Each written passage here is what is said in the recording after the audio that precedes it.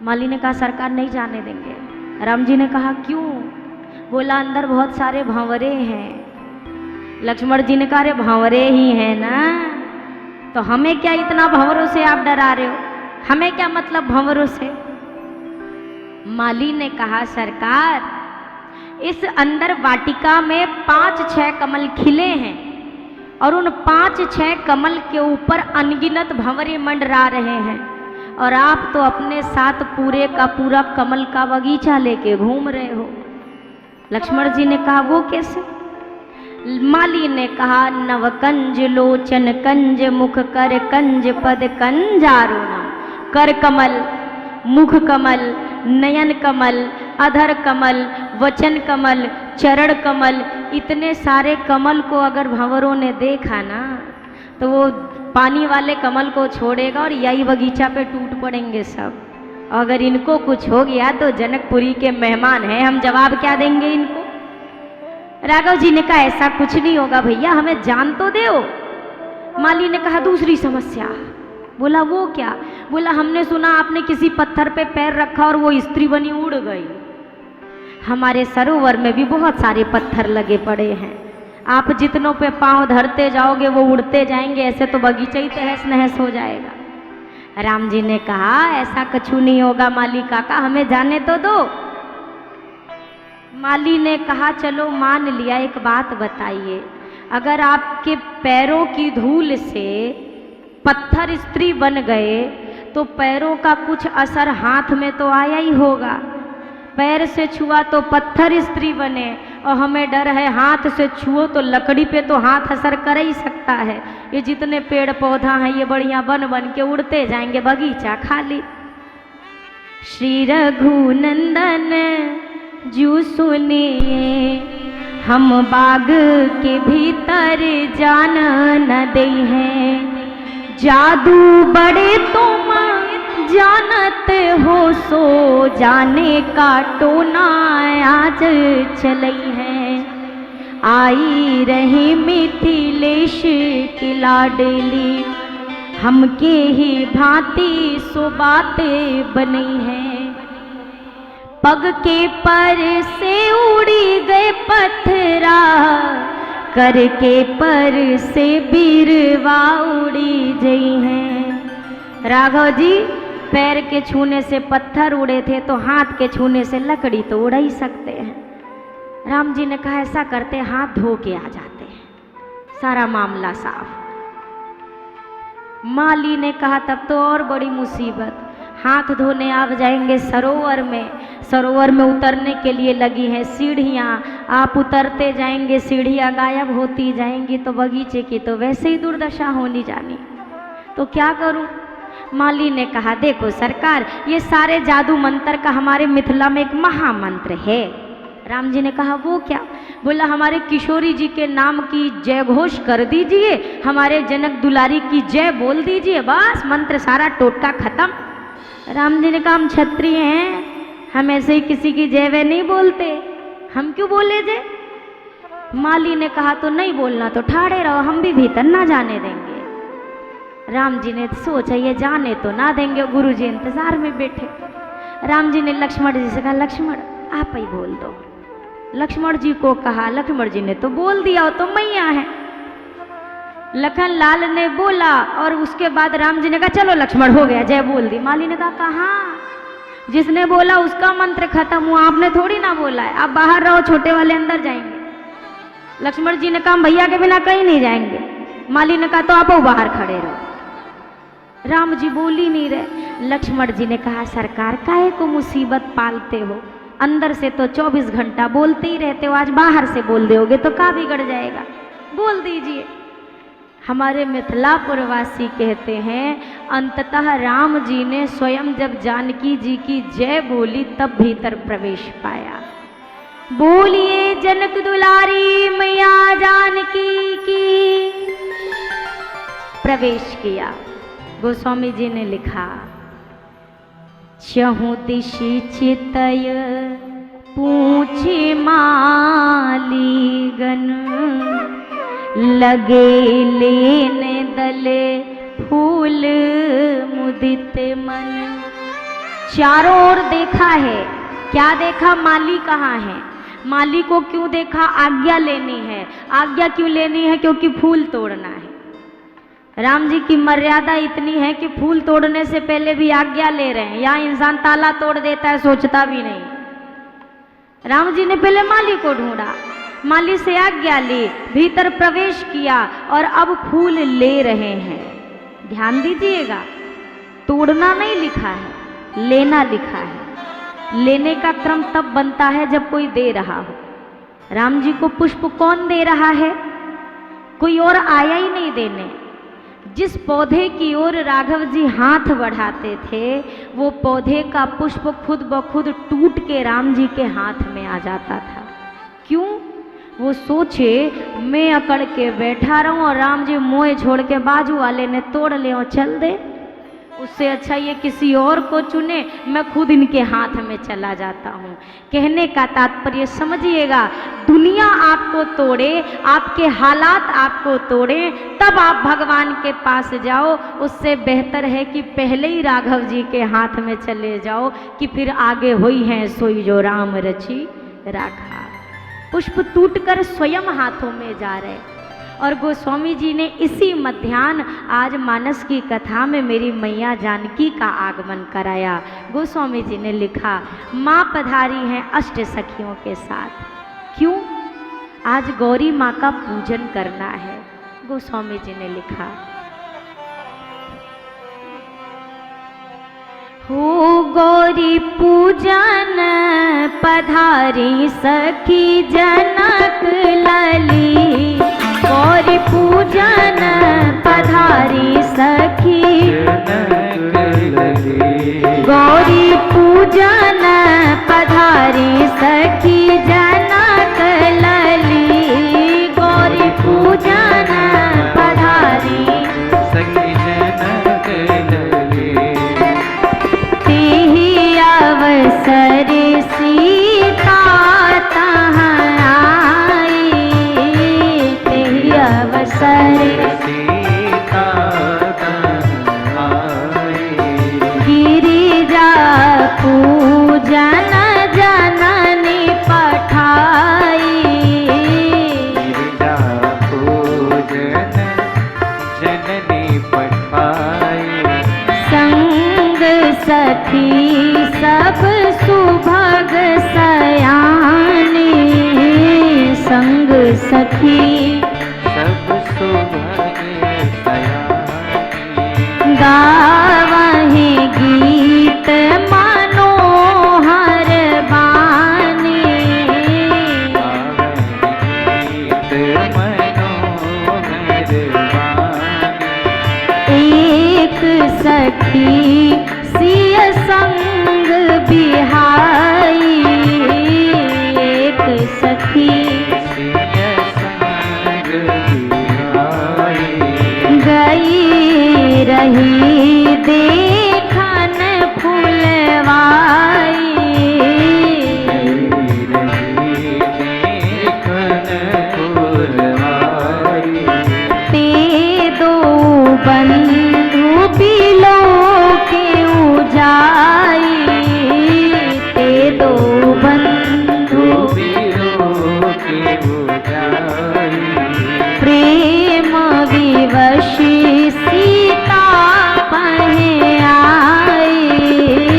प्रेम विवश सीता पहे आई।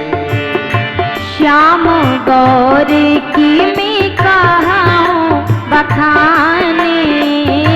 श्याम गौर की मैं कहाऊँ बखाने।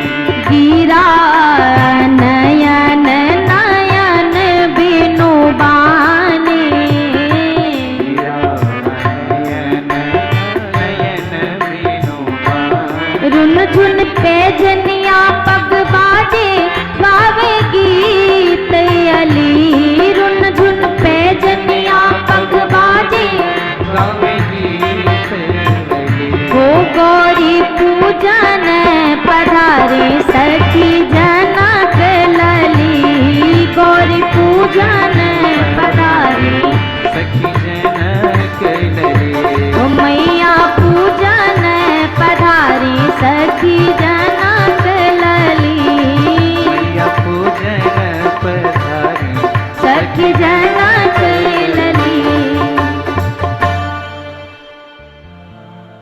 देहि अवसरे सीता तहाँ आई। उसी समय मैया जानकी आई। गौरी मैया का पूजन करने के लिए सुनैना अम्बा ने मैया जानकी को भेजा है। अष्ट सखियां हैं। एक सखी ने विचार किया, जब तक जानकी जी गौरी जी के पूजन करेंगी मैं थोड़ा बगीचा टहल के आता। ये अलग हो गई। आगे पहुंची, जाकर के जब देखा, दर्शन किए हैं दोनों भैया के। राम जी को देखते उसकी हालत कैसी हुई, आंखों से आंसू बह रहे, आंखें लाल हो गईं, होंठ कांपने लगे, शरीर कांपने लगा, श्रम बिंदु से शरीर भर गया, कांपती, लड़खड़ाती, किसी तरह खुद को संभालती माँ जानकी के पास आई। सखियां उसकी हालत देख रही हैं, आंखों से रो रही है, मुख से हंस रही है। सखियां कहती ये का हाल बना लिया, क्या हो गया है तुझे, ऐसी दशा कैसे बना ली। अब वो बोल ही ना पाए, कुछ बोले ही ना।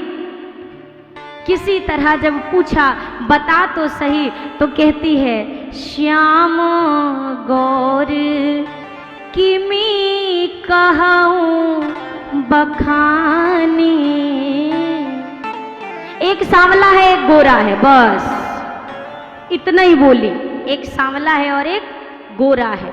सखियों ने कहा तो आगे क्या बोला, बस इससे नहीं बता सकती आगे।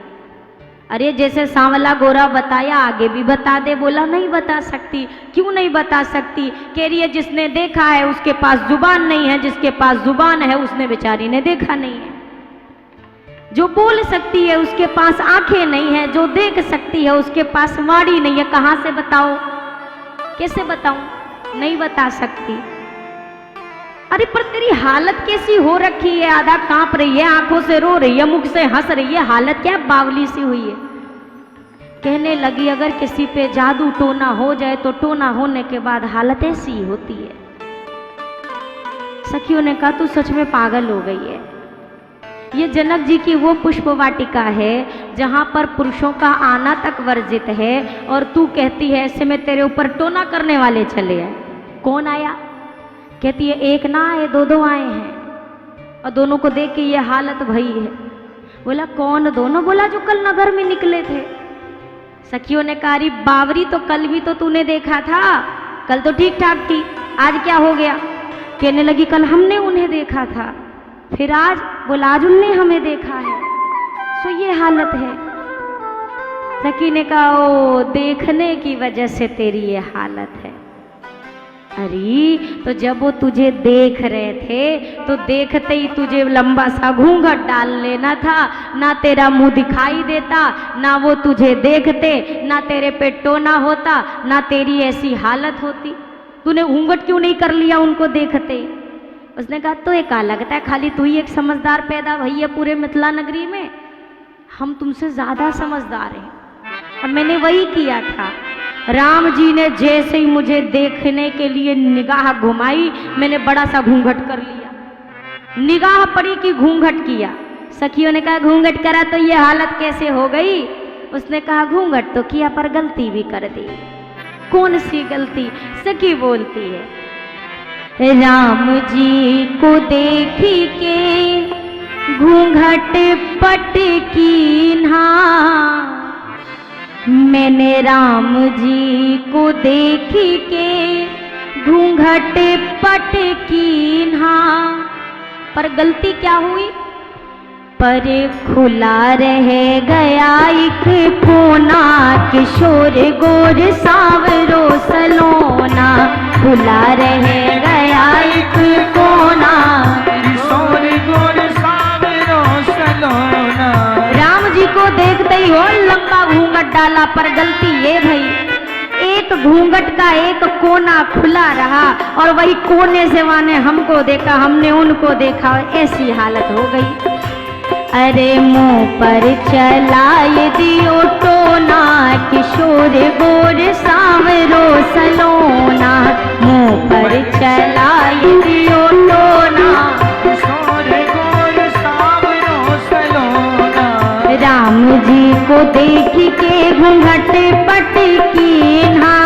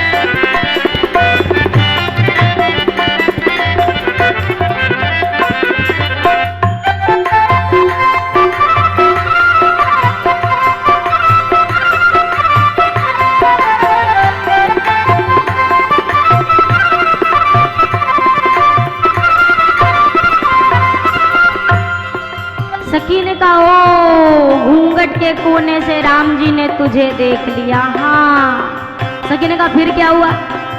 बोली फिर मृदु मुस्काए राम मोहे देखे, मृदु मुस्काए राम मोहे देखे, मृदु मुस्काए राम मोहे देखे, मृदु मुस्काए राम मोहे देखे। कहा राम जी ने मुस्कुरा के मेरी ओर देखा। बोला फिर? बोला फिर? सगी के नकारे होने को कछु बचा था उसके बाद? अरे हो गया जो कछु होना, किशोर गोर सांवरो सलोना। हो गया जो कछु होना, किशोर गोर सांवरो सलोना। अरे मुँह पे चलाए दियो टोना, किशोर गोर सांवरो सलोना। मुँह पे चलाए दियो टोना, किशोर गोर सांवरो सलोना।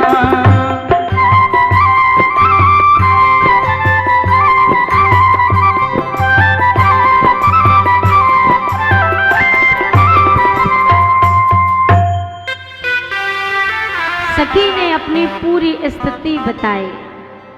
आगे होने को बचा क्या था? जो हो, ये हालत देख रही हो, ये वही देखने की वजह से तो है। कहा एक बात तो सुन लो, मुंह पे तो टोना किया है, पर टोना के साथ चोरी भी करते हैं। अच्छा, क्या चुराते हैं? सामान। कौन सा सामान चुराते हैं? सगिनगारी बावरी सामान चुराए तब कोई फर्क ही ना पड़े। ये तो वो चुरा लेते हैं जिसके चोरी होने के बाद सामान की टेंशन ही मिट जाती। वो क्या? सोने को गुमान गयो, गोरे को विलो की सखी, और सांवरे को देखी नील कमल लजाए हैं। भूपति राजेश मिथिलेश के बुलाई वे पे, ये युगल किशोर संग कौशिक जुलाए हैं। हेरत हजारन के हियरा हरन किए, ये लाखन के लोचन और चित्त को चुराए हैं। दौड़ी दौड़ी मिथिला की आली कहें आपस में, अरे चित्त को संहारो री पुरी में चोर आए हैं। सखियों ने कहा अपना मन संभाल के रखना, मन पे ही चोरी डालते हैं। सबसे पहली चोरी मन की, और जाकर मन चोरी हो जाए उसे कौन सी दुनिया की परवाह बचती है। मन संभाल के रहना। ज्यादा नहीं बता सकती, साथ में चलो दिखा सकते हो। लेके गई लता की ओट से माँ वैदेही ने आज प्रथम बार रघुनंदन के दृश्य को देखा। राघव जी के दर्शन किए।